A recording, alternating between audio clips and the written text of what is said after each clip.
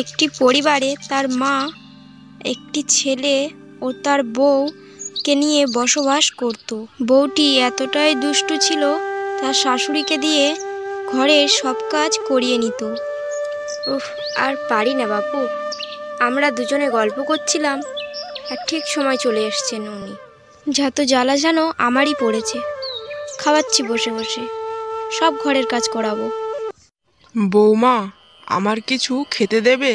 আমার খুব খিদে পেয়েছে। হ্যাঁ মা, কেন খেতে দেবে না? তুমি চুপ করে বসো, তোমার বৌমা খাবার নিয়ে আসতে যাচ্ছে। বৌমা, অনেক খিদে পেয়েছে, আমাকে কিছু খেতে দাও না। অনেক কাজ করেছি তো, এই জন্যে বলছি। এই যে শুনুন, বসে বসেন তো খাচ্ছেন, খাবারটা কি এমনি এমনি আসছে নাকি? এমন কথা কেন বলছো বৌমা? আমি কি বসে বসে বাড়িতে খাচ্ছি? আমি তো ঘরের সব কাজ করে দিই। কই মা, সীতমা, তোমরা কোথায় গেলে? তোমাদেরকে কোথাও দেখছি না তো। এই রে, উনি তো এসে গেছে। মা শুনুন, আপনার ছেলে কিন্তু এসে গেছে। আমি যা যা বললাম আপনার ছেলেকে একবারও বলবে না। শাশুড়ি মা মনে মনে ভাবছেন, এরকমই বউ পেয়েছি, মনে হয় আমার কপালটাই খারাপ। তখন থেকে মাকে আর তোমাকে ডাকছি, তোমরা কি বা করছিলে? ডাকে সাড়া দিচ্ছিলে না। হ্যাঁ, তোমার ডাক শুনতে পেয়েছি তো। আমার শাশুড়ি মায়ের পায়েতে তেল মালিশ করে দিচ্ছিলাম, এই জন্যে একটু লেট হয়ে গেল গো। আচ্ছা, তাই নাকি? হ্যাঁ গো, শাশুড়ি মায়ের শরীরটা ভালো নেই, তাই জন্যেই তেল মালিশটা করে দিচ্ছিলাম। সীতমা তার স্বামীর কাছে ভালো সেজেই থাকতো আর তার শাশুড়িকে দিয়ে সমস্ত ঘরের কাজ করাতো। একদিন সমীর ড্রয়িং রুমে বসেছিলেন, আর সেই সময় তার মা তার কাছে আসে। বাবা সমীর, একটা কথা বলবো তোকে। একটা কাজের লোক রাখবি রে বাবা? ঠিক আছে মা, তুমি যখন বলছো আমি একটা কাজের লোক রেখে দেব, চিন্তা কিসের? মা ছেলে গল্প করছিলেন, আর সেই সময় সীতমা চলে আসে আর তাদের মধ্যে সমস্ত কথা শুনে ফেলে। কাজের লোক রেখে কি হবে? তুমি তো ভালো করেই জানো আমি কাজের লোকের কাজ করা একদমই পছন্দ করি না। আর আমি নিজেই তো ঘরের সব কাজ করছি, আবার চিন্তা কিসের? কি বলুন মা? আর হ্যাঁ, তোমাকেই বলছি, আর কোনো কাজের লোক রাখা যাবে না। ঠিক আছে মা, ও যখন কাজের লোক রাখবে না বলছে, তাহলে আর কি করব? বৌমা তার শাশুড়ি মার কাছে গিয়ে বিড়বিড় করে কিছু একটা বলে।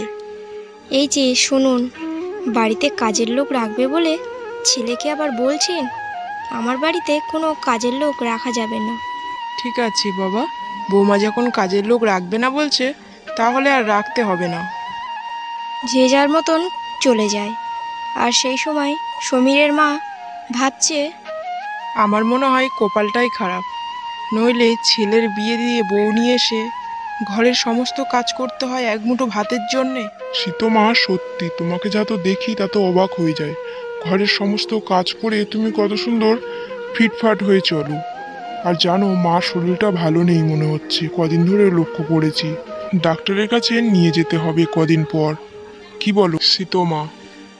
সীতমা ভাবছে মনে মনে, আবার নাকি ডাক্তারখানায় নিয়ে যাবে, ভালো লাগে না আর। হ্যাঁ, ঠিকই বলেছ, ডাক্তারের কাছে তো তোমার মাকে নিয়ে যেতেই হবে। উফ, পারি না বাবু, আবার আসছেন উনি। বৌমা, আমার ভীষণ খিদে পেয়েছে, কিছু খেতে দাও না বৌমা। ভাত খাওয়াচ্ছি আজ, সমস্ত কাজ করাবো, আজকের বেশি বেশি কাজ করাবো। কি খিদে পেয়েছে তোমার? আমার ঘরে একটু ময়লা পড়ে গেছে, ওটা গিয়ে পরিষ্কার করে এসো, তারপরে ভাত দেব। হ্যাঁ, আমার জুতোগুলো নোংরা হয়ে গেছে, আমার জুতোগুলো একটু পরিষ্কার করে দেবে, বুঝেছেন আপনি? তারপর খাওয়া। সীতমা, দাঁড়াও। সীতমা আবার ভাবছে ওর সব কথা শুনে ফেললো নাকি। সীতমা, তোমার আসল রূপ আমি দেখে ফেলেছি, তোমাকে আর বাড়িতে রাখবো না। মা, তুমি আমাকে ক্ষমা করে দিও। এই কাল লাগেনি এতদিন বাড়ির সব কাজ তোমাকে দিয়ে করিয়েছিল, তবে একে আমি আর বাড়িতে রাখবো না। বেরো বলছি, বাড়ির থেকে বের হও বলছি। তোমার এই কান্নাতে আমি আর ভুলবো না। খোকা, ও তো ভুল করে ফেলেছে, ওকে তুই ক্ষমা করে দে।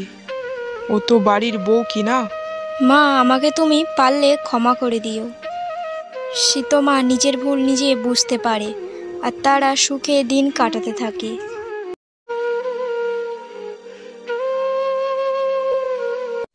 হ্যালো বন্ধুরা, আপনারা যদি আমাদের চ্যানেলে নতুন হয়ে থাকেন অবশ্যই আমাদের চ্যানেলটাকে সাবস্ক্রাইব করে রাখবেন। আপনার একটি সাবস্ক্রাইব আমাদেরকে আরও বেশি কার্টুন বানাতে উৎসাহিত করবে।